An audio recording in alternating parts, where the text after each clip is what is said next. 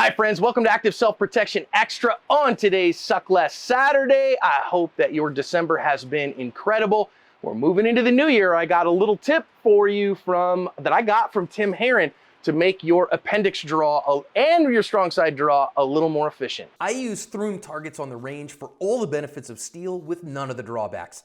They're made in the USA too. Pick up a set to make your shooting more fun and effective. Now, if you're not following Tim Herron's shooting, I think you're making a mistake. Tim is one of my favorite firearms instructors and an incredible high-level competitive shooter as well, grandmaster level shooter, and I love watching Tim shoot, and I love listening to him teach.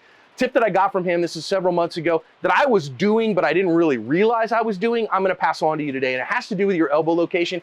Particularly, I'm gonna work on that here out of the appendix draw. Now we're here at the 338 Club at C2 Tactical, basically not directly in front of me, there's a window on this side, but on both sides here, I have bulletproof walls and of course the berm back behind me. I'm all by myself out here, so we have a little bit more flexibility than we normally would, okay? I wanna show you that. This is the best spot that I can do that.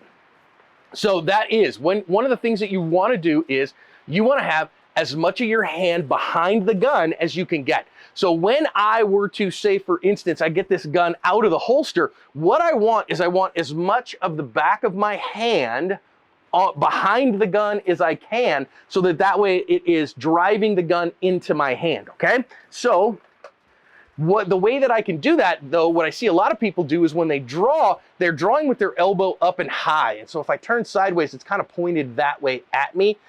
And what that does is, if you think about your palm, it kind of rotates your palm outward, and that exposes more of the bottom of the grip, and so you are behind the gun less when you go to draw. So instead, what I am thinking about doing here when I draw is rather than bring my elbow up, I'm trying to just bring it back. And the tighter I can keep my elbows kind of to me, is that I don't want my elbow to leave my body until my hands are together and the gun is moving forward.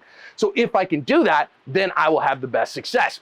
Because when I drop my elbow backwards, then what happens is it tucks my wrist back as well, and more of my hand gets on the grip of my gun, which gives me better back purchase on the gun with my strong hand, which is what I want.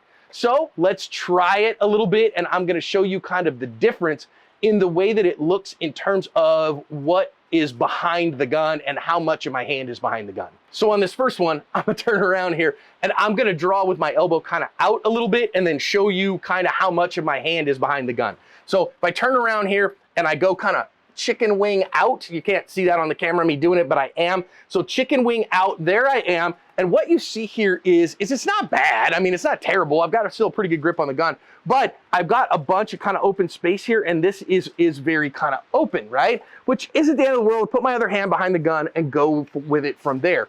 Okay, fine. But safely, carefully, reluctantly, easy, grease the landing. Good. Okay. So instead, if I drop that elbow back, set everything up like it should be, like it was before, and instead I drop the elbow back. Now what you see here is I think you can see it, is that this whole portion of my hand is sitting much more on the back of the gun. So it leaves much less of the gun, the rear of the gun, unsupported, which is great because now the gun will recoil back into my hands better. So let's get a couple of draws and see if I can focus on just dropping my elbow back rather than out. All right, set everything up, drop my elbow back.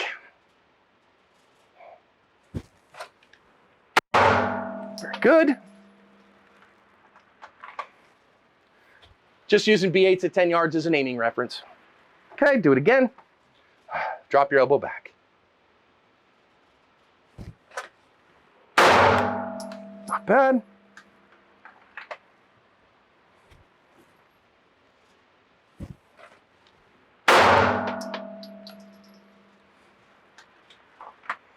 So this week, I want you in your dry practice to check your elbow positioning. Now, if you're a strong side, that same thing applies. If I chicken wing my stuff out, we talked about that in the strong side video, we're gonna have a hard time rowing the boat, right? So instead I drive that elbow straight back and I get there from there, and that same thing, that will orient my hand to be on the grip of my gun. Hope it helps you suck less.